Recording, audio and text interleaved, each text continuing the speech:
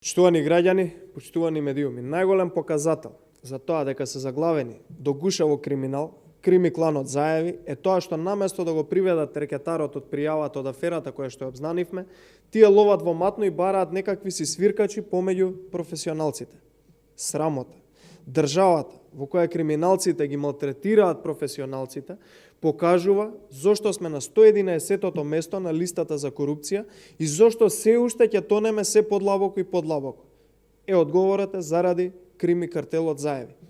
Вчера, наместо да сеат страф низ институциите и да заплашуваат луѓе, јавното обвинителство и МВР требаше ги прибере на разговори да дадат изјави оние што стоеле во пријавата за барање рекет, тоа е братот на премиерот Вице Заев, Васко Ковачевски, Столе Чифлигаровски, како и оние што се обиделе да фалсификуваат документи во пријавата и да бришат нечии имиња.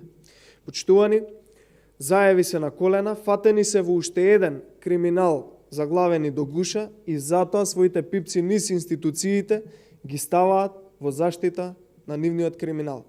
Цела една година никој од обвинителството, ама баш никој не смел да го отвори случајот против братот на премиерот за обид за рекетирање и изнуда на над 250.000 евра, а згорана се и некој таму извршил фалсификат. Па имали покорумпирано правосудство, кое е во служба на еден крими картел како Заеви, имали покорумпирани јавни обвинители од овие што го штитат криминалот на СДСМ и на Заеви. Обрачот се стеснува и сите го напуштаат бродот кој што тоне. Крими картелот се обидува сите што може да ги пушти низ вода, само за да се спасат тие самите од затвор.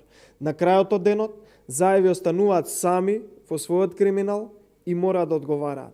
За крај, дали Зоран Заев ќе молчи се уште или конечно ќе одговори, зошто му биле тие 250.000 евра на Вице Заев, кој, како што рекол, се ближал референдумот и која била неговата улога во референдумот и дали можеби со тие 250.000 евра требало да се врши подкуп за некој глас плюс на улица или во собрание помеѓу пратениците. Нема потреба да молчат, нека одговорат, бидејќи ако биле подготвени да рекетираат, сега треба се подготвени и да одговорат на прашања, но и да одговараат пред лицето на правдата. Благодарам.